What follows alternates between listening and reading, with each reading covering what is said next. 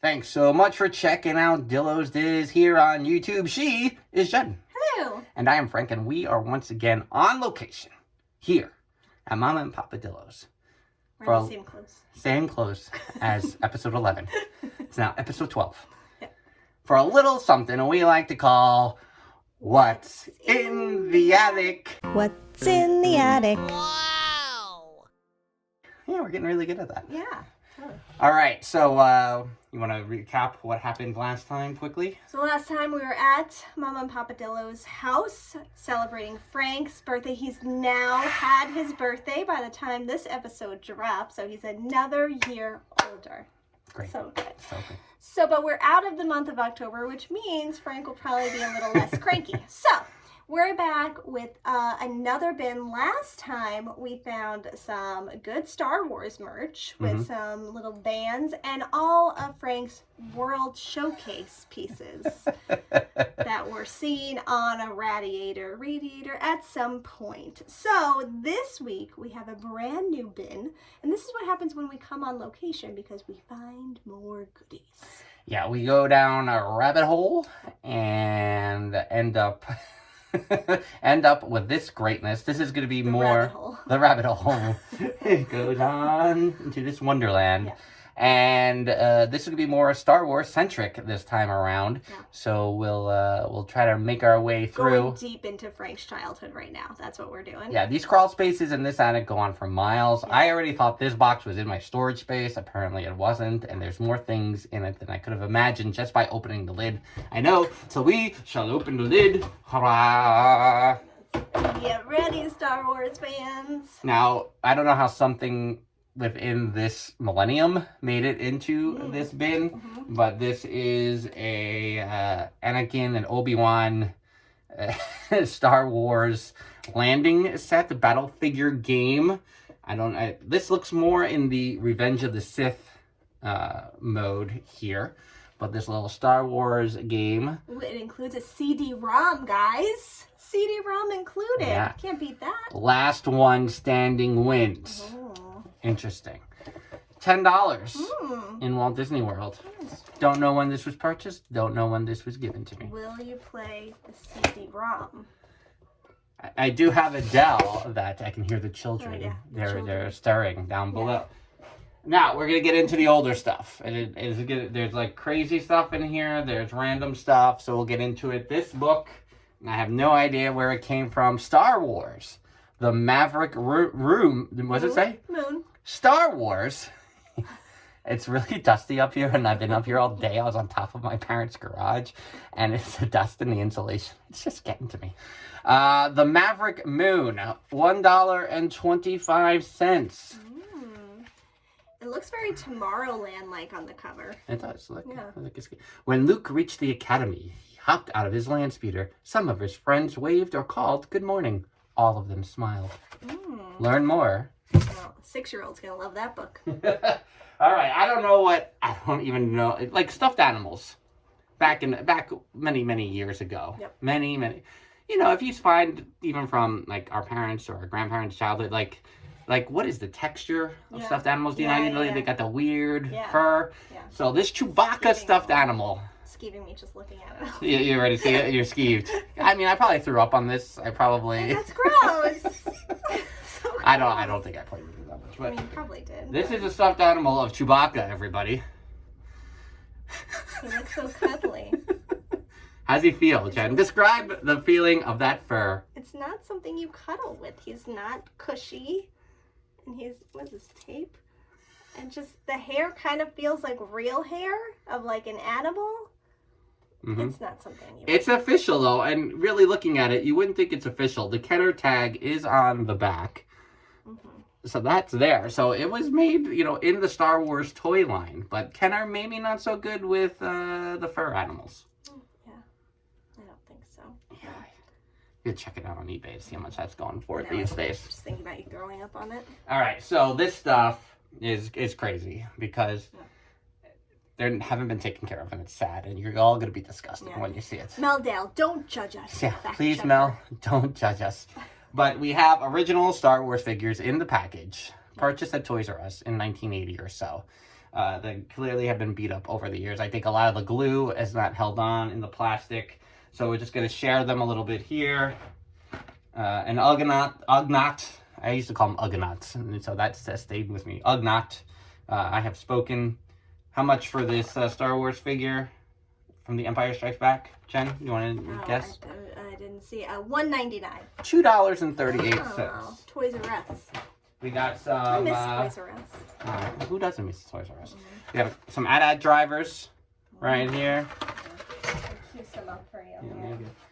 We got Imperial Stormtrooper. Oh, we got Dengar, as seen in The Rise of Skywalker. I don't want to start that trouble. There's a theory, right, that's out there about Dengar.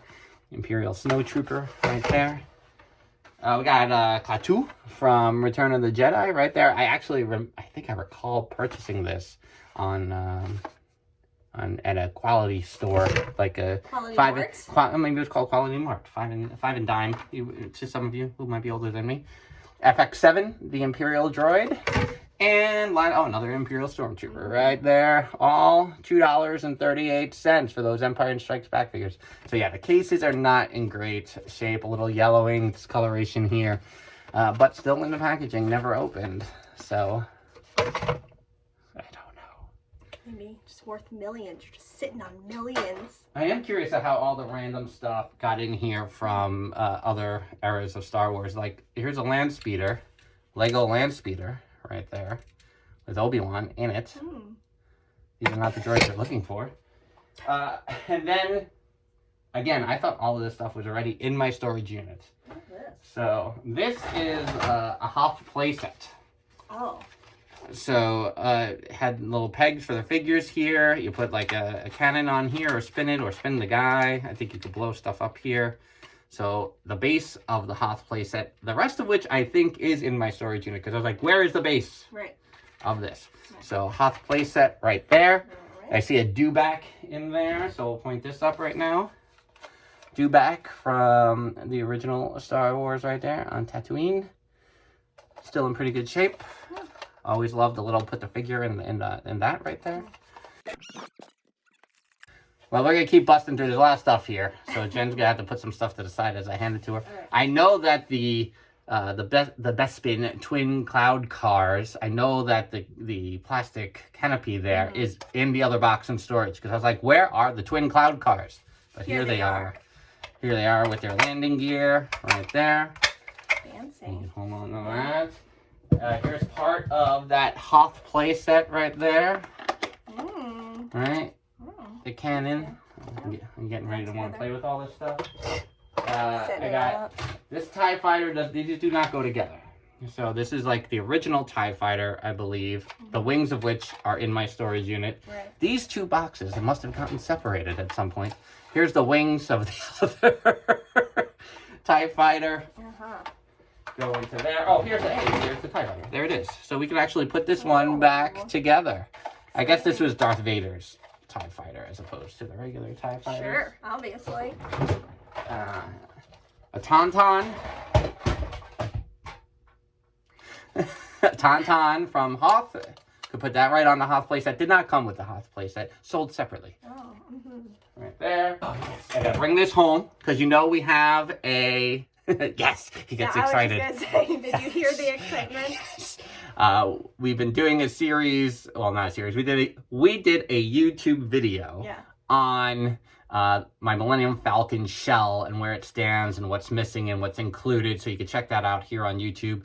One piece I will not have to get is the top of the Millennium Falcon. So I will be sneaking this home today and figuring out. Mrs. Dillo knowing. Totally. So yes, we'll put that to the side where I definitely can get it later.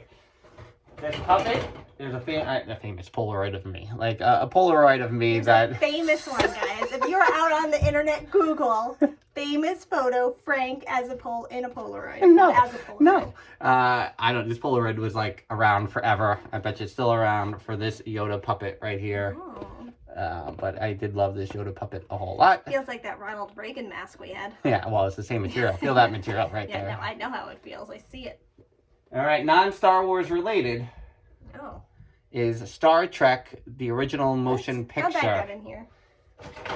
There's some figures here. I think that's McCoy right there. I don't know. What is this? This isn't. There's Captain Kirk right there.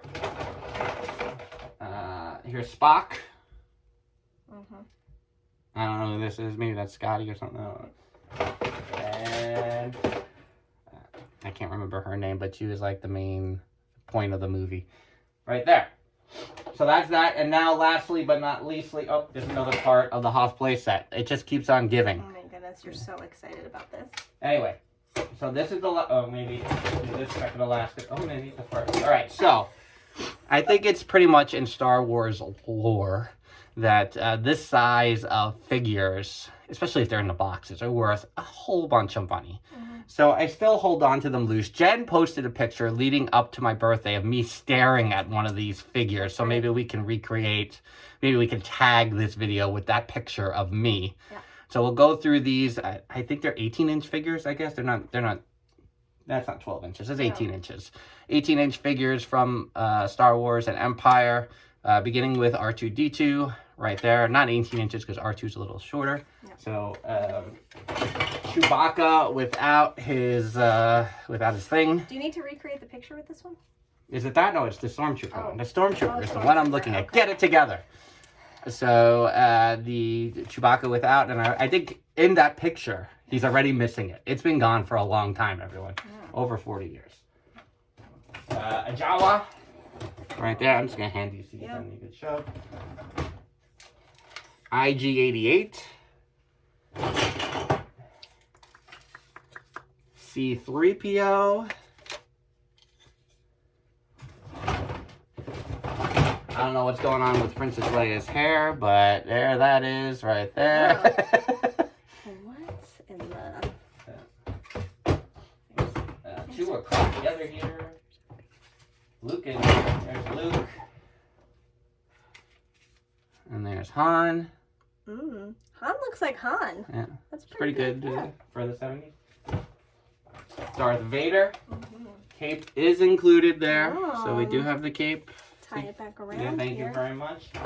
Obi-Wan Kenobi right here. I just watched the 3rd season of Rebels, so I feel like this design almost looks a little more like that cartoon than Alec Guinness. I'll put that over his head right there. There you go. 2 more in here. Boba Fett without his cape. This, I think you could you look through this? Why do I think I can look through everything? You could look through that back in the day. Everything you own a viewfinder. Well, viewfinders were the bomb back then. And then before I get to that, I don't know who this guy at all. It looks like I don't know if he's a Klingon or a Vulcan or what from the Star Trek. That's a random. But here it is, as seen in the picture. The Stormtrooper right there. Yeah. And that will finish off this box. So yeah, all of those still... I think it's the whole first movie's set, plus IG-88 and Boba Fett. I don't know how it was all distributed. I'm sure somebody will clue me in. I'm done sniffling my way. Before we go, Jen has a question. I do. Will you be setting up basically a Star Wars village in the basement for the kids? For the kids. Maybe. I have to clean these off a little bit. Yeah. But we'll conclude this edition of What's in the Attic by me recreating the photo where I was last holding this Stormtrooper. Until that time, she's Jen. I'm Frank. Like the video, subscribe. Bye-bye.